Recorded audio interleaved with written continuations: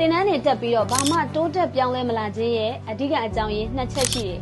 ပထမတစ်ချက်ကပါလဲဆိုတော့စီကံမရှိတာ online class တွေတက်တဲ့အခါဆိုရင်အချိန်မှန်မှန်တက်ဖို့ကိုကစီကံမရှိဘူးတင်နန်းပထမရက်ပဲလူများတယ်ကျန်တဲ့ရက်တွေဆိုတဖြည်းဖြည်းနဲ့လူတွေနည်းသွားတယ်အဲ့တော့တင်နန်းကာလဒီရက်ပိုင်းလေးကိုတောင်မှပဲမှန်အောင်တက်မယ်ဆိုတဲ့စီကံမျိုးကိုမှမရှိဘူးဆိုလို့ရှိရင်လေကိုတင်နန်းကြီးတာကုန်သွားမယ်ဘာမှထိရောက်မှာမဟုတ်ဘူးပေါ့နော်နောက်တစ်ခုကတင်နန်းမှာဝင်ပြီးတော့မှပါဝင်ဆွေးနွေးဖို့ပူးပေါင်းပါဝင်ဖို့စီကံမရှိဘူးနောက်တော့ဖြင့် online zoom class တွေမှာဆိုလို့ရှိရင်ညတို့ကင်မရာတွေကို off ထားပြီးတော့သင်တန်းထဲမှာလုပ်ရတဲ့ activity တွေမှာဆိုရင်ပါဝင်ဆွေးနွေးပေးတာပူးပေါင်းပါဝင်ပေးတာအမေးအဖြေတွေလုပ်ပေးတာဒါမျိုးတွေမရှိဘူးပေါ့နော်တနည်းအားဖြင့်ပြောရင်စိတ်ပါဝင်စားမှုမရှိဘူးပေါ့နော်အဲ့လိုမျိုးစိတ်ပါဝင်စားမှုမရှိဘူးလက်တွေ့ activity တွေမှာ live လုပ်ခြင်းမရှိဘူးဆိုလို့ရှိရင်လေကိုတက်ရတဲ့သင်တန်းကအထီးရောက်မှာမဟုတ်ပါဘူးအကျိုးရှိမှာမဟုတ်ပါဘူးเนาะနောက်တစ်ချက်ကတော့အရင်အရေးကြီးရယ်သင်တန်းတွေတော့တက်တယ်အဲ့ဒီသင်တန်းတွေကနေပေးလိုက်တဲ့အင်စာတွေလက်တွေ့လုပ်ရမယ့်အရာတွေဆိုချက်ချင်းလက်တွေ့မလုပ်တာချက်ချင်းအသုံးမချတာ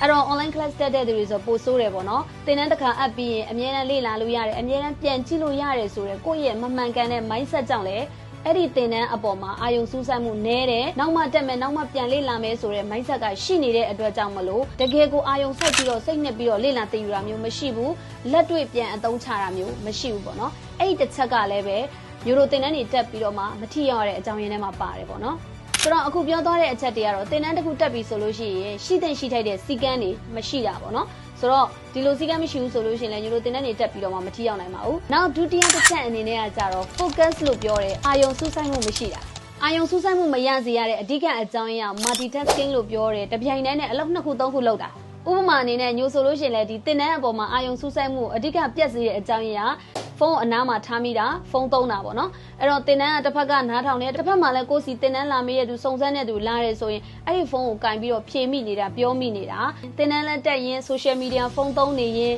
တရားရောက်တဲ့စကားပြောနေရင်အဲ့လိုမျိုးလှုပ်ခြင်းရလားအာယုံစူးစိုက်မှုပြည့်စည်တဲ့အဓိကအကြောင်းရင်းတွေပဲဖြစ်ပါတယ်။တစ်ချက်ကတော့သင်တန်းတက်တဲ့အခါမှာကိုယ့်အတွက်အာယုံများစေတဲ့ပတ်ဝန်းကျင်မှာသင်တန်းတက်တာမျိုးဥပမာအနေနဲ့မိသားစုဝင်တွေရှိတဲ့နေရာမှာတခြားစကားပြောနေတဲ့သူတွေရှိတဲ့နေရာမှာအတူတူတွဲပြီးတော့သင်တန်းတက်မယ်သူတို့နဲ့လည်းစကားပြောမယ်ဒါမှမဟုတ်ရင်လည်းသူတို့ပြောတဲ့အကြောင်းအရာတွေပေါ်မှာကိုကအာယုံစိုက်မိနေမယ်ဆိုလို့ရှိရင်လည်းပဲဒါကြီးကကိုယ့်ရဲ့အာယုံစူးစိုက်မှုကိုပြတ်ပြားစေတဲ့ distraction တွေပဲဖြစ်ပါတယ်နော်။ဒါဆိုရင်လည်းကိုသင်တန်းတက်တဲ့အပေါ်မှာထိရောက်မှာမဟုတ်ပါဘူး။နောက်တစ်ချက်အနေနဲ့ကိုယ့်ရဲ့အာယုံစိုက်မှုသင်ကြားမှုကိုအနှောင့်အယှက်ဖြစ်စေတဲ့ connection problem တွေကြောင့်ဖြစ်ပါတယ်။အဲ့တော့ line တွေမကောင်းဘူး line တွေခဏခဏကြမယ်ဒီ Zoom ထဲမှာအတန်ဆူညံတာတွေများနေမယ်ဆိုလို့ရှိရင်လည်းကိုယ့်ရဲ့အာယုံစူးစိုက်မှုကိုပြတ်ပြားစေတဲ့အတွက်ကြောင့်မလို့သင်ကြားရေးမှာထိရောက်မှာမဟုတ်ပါဘူးနော်။ဆိုတော့သင်တန်းတွေတက်ပြီးတော့ဘာဖြစ်လို့မထိရောက်တာလဲသင်တန်းကြီးတွေပဲကုန်ပြီးတော့ဘာဖြစ်လို့မတိုးတက်မပြောင်းလဲတာလဲဆိုတော့အဓိကတရားခံ2ခုကတော့စီကံမရှိတာ focus မကောင်းတာကြောင့်ဖြစ်ပါတယ်နောက်တစ်ချက်အနေနဲ့ထပ်ပြီးပြောရရင်တော့လက်တွေ့ line မလုပ်တာပေါ့နော်ဆိုတော့ဘလောက်ကောင်းတဲ့သင်တန်းတွေကိုပဲတက်တဲ့